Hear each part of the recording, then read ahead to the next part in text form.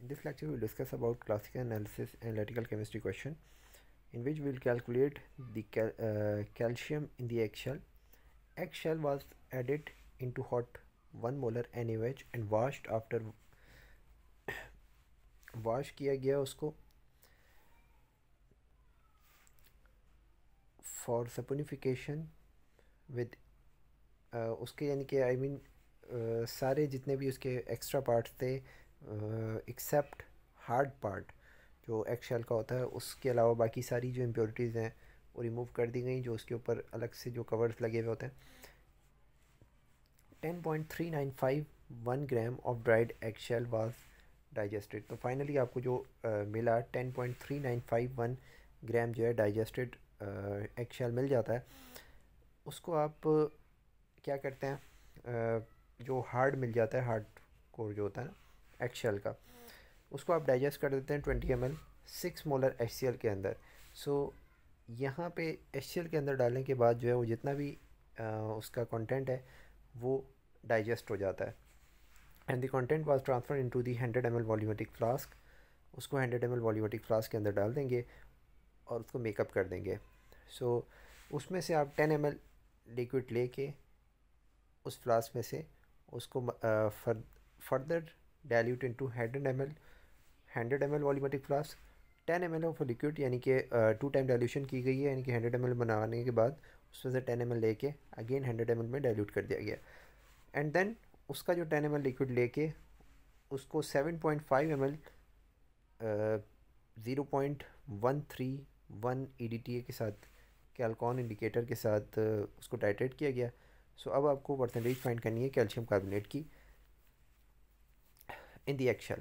So millimoles of EDTA is equals to 0.131 मोल पर litre multiply by 7.5। सो यहाँ से आपके पास EDTA की मिलीमोल्स आ जाएंगे। कैल्शियम और EDTA के दरमियान 1:1 का मोल रेशो होता है। सो मिलीमोल ऑफ कैल्शियम ये आ जाएंगे 0.9825।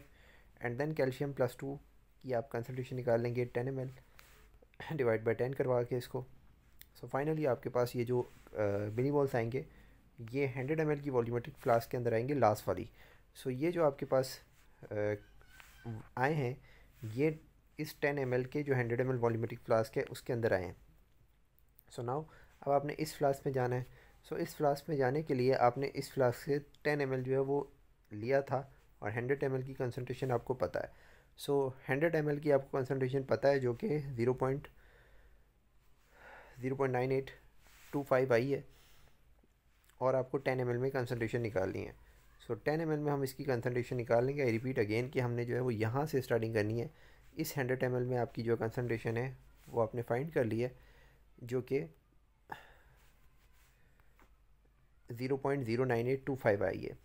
0.09825 किस में आई है, 100 ml में आई है, तो इसको 100 से मल्टीप्लाई करवा देंगे और इधर 10 ml में हम इसकी कंसनट्रेशन निकाल लेंगे, तो ये आ जाएगी 0.98। ये जो आपने 10 ml में कंसनट्रेशन आई मीन इस फ्लास्क में अगर आपके पास कंसनट्रेशन पता थी तो इसमें से जो 10 हमने लिया था वो इस फ्लास्क से लिया था। सो इस 10 ml की अगर आपने कंसनट्रेशन फाइंड कर ली और 100 ml की कंसनट्रेशन आपको पता थी, इस 10 ml की फाइंड कर ली, तो ये जो 10 ml की फाइंड की है ये इस 100 ml फ्लास्क की भी होगी। सो इस 100 ml फ्लास्क की आपको कंसनट्रेशन अगर पता चल गई, सो इट मीन डैट के इसके जो 10 ml हैं स्टार्टिंग में उसकी भी कंसनट्रेशन आपको पता चल गई 0.98। अब हमने क्या करना है कि इसको कन्वर्ट करना है, यूनिट इसका चेंज करना है। यूनिट चेंज मीन कि इसको लेके जाना है आपने ग्राम पर डेसीलीटर में। सो इसको मल्टीप्लाई करवा दें 100 से, क्योंकि ये 100 ml वॉल्यूमेट्रिक फ्लास्क के अंदर ये कंसनट्रेशन आई है। सो फाइनली आपके पास ये मिलीमोल्स आ जाएंगे। फिर आप इसको मॉलिक्यूलर वेट से मल्टीप्लाई करवा देंगे तो ये आपके पास ग्राम आ जाएंगे, बल्कि हमने परसेंटेज फाइंड करनी थी, ग्राम पर लीटर नहीं फाइंड करने थे। सो ये आपके पास ग्राम्स आ जाएंगे। ग्राम्स आ गए। अब आपका जो टोटल वेट था वो था 10.39, इसको आप डिवाइड करवा दें 3.99 से। तो फाइनली आपके पास आ जाएंगे 37.8% वेट बाय वेट, जो कि हमें रिक्वायर्ड था। सिमिलरली अगर हम कैल्शियम की बात करें, सो कैल्शियम ये था, हमने कैल्शियम निकाले 40 से इसको मल्टीप्लाई करवाए। अब अगर हम कैल्शियम कार्बोनेट नोट करना चाहते हैं, सो कैल्शियम कार्बोनेट के लिए आपको इसको 100 से मल्टीप्लाई करवाना पड़ेगा, इस जो कि मिलीमोल्स आए थे। सो ये आपके पास 9.8 ग्राम आ गया। एंड देन जो है वो अब आप इसको निकालेंगे तो ये आ जाएगा 94.52%।